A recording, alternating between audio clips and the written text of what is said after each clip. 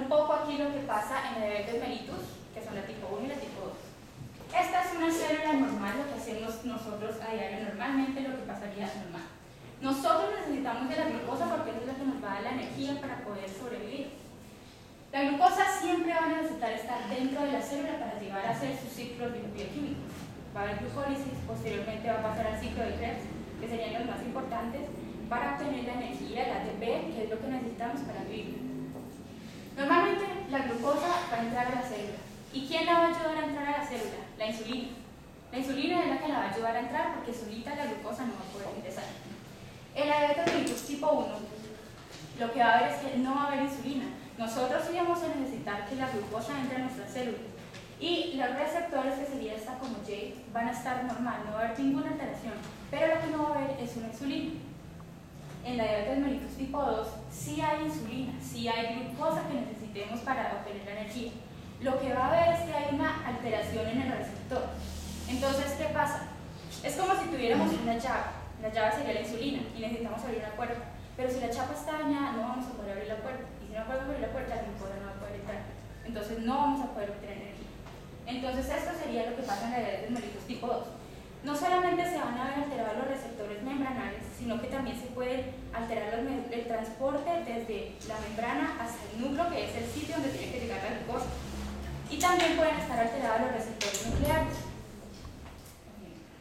Bueno, la diabetes mellitus tipo 1 tenemos que puede ser hereditaria. Se da porque nuestro sistema inmunológico va a expresar unos autoanticuerpos que van a ver a las células beta como si fueran un antígeno, algo extraño, y las van a llegar a atacar. Si las atacas, estas células se van a lesionar y no vamos a poder producir insulina, que va a ser el efecto de la diabetes mellitus tipo 1, la falta de insulina. Y pues tenemos que haber una predisposición genética, es decir, va a poder ser hereditaria. En la diabetes mellitus tipo 2 lo que va a haber es una resistencia a la insulina. Y las personas con sobrepeso van a tener un alto riesgo. ¿Por qué? Porque el tejido de los lípidos, el tejido adiposo, va a crear una resistencia y a la glucosa le va a quedar más difícil atravesar todo ese tejido lipídico para que llegue a la célula.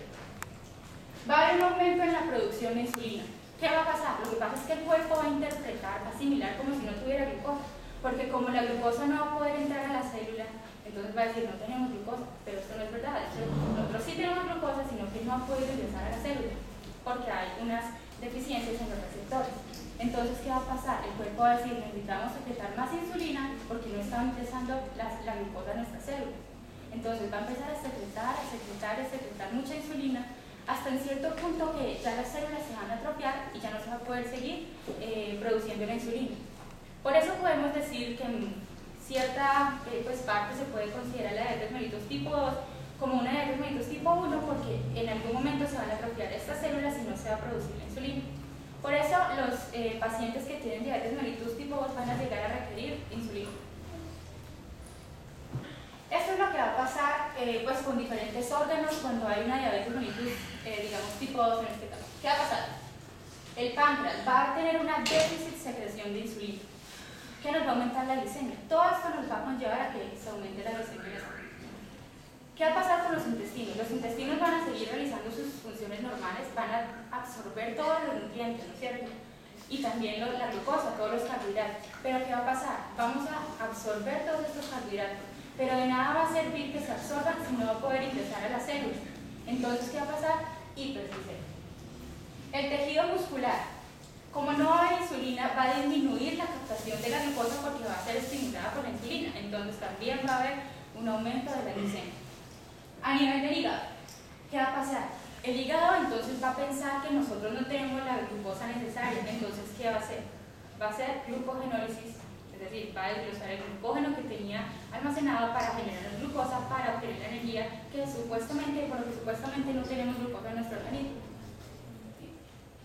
Bueno, la diabetes gestacional es otro tipo de diabetes, no es mellitus, y les vamos a mencionar aquí algunas características generales porque esta exposición va a ser centrada principalmente en lo que es la diabetes mellitus, que son la diabetes mellitus tipo 1 y tipo 2.